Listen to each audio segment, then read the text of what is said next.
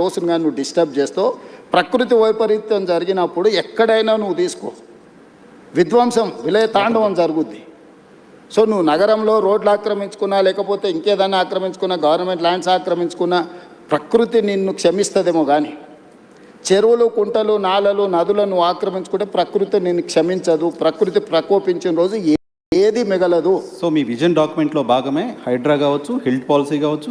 Yes, నేను తీసుకొచ్చిన ఏ policy కూడా ఈ నగరాన్ని ఒక ఆపరేషన్ చేస్తున్నప్పుడు పేషెంట్కి మత్తు ఇచ్చి ఆపరేషన్ చేస్తారు కదా, బట్ మీరు జనాలు మెంటల్గా ప్రిపేర్ చేయకుండా, మీ విజన్ ఏంటో ప్రాపర్గా చెప్పకుండా అలా చేయడం అలా చేశారు. చాలామంది ఆక్రదనలు, ఇంట్లో బట్టలు తీసుకోవడానికి కూడా అవకాశం లేకుండా కూర్చొని ఇటువంటి ఒక విమర్శను ప్రభుత్వం ఫేస్ చేయడం ఉంది. డెఫినెట్గా ఉంది. ఇంప్లిమెంట్ చేసేటప్పుడు వార్ జరిగినప్పుడు అందరు సైనికులే చచ్చిపోరు. యుద్ధం జరిగినప్పుడు కొంతమంది అమాయకులు కూడా చచ్చిపోతారు. అట్లని ఎవరు యుద్ధం ఆపరు.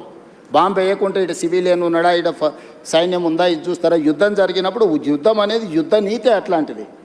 నెలల కొద్ది, సంవత్సరాల కొద్ది మేము స్పష్టంగా చెప్తున్నాం. ఇక్కడ ఆక్రమించుకున్నారు, నోటీసులు ఇస్తున్నాం, సంస్కరణ యుద్ధం అవుతుందా?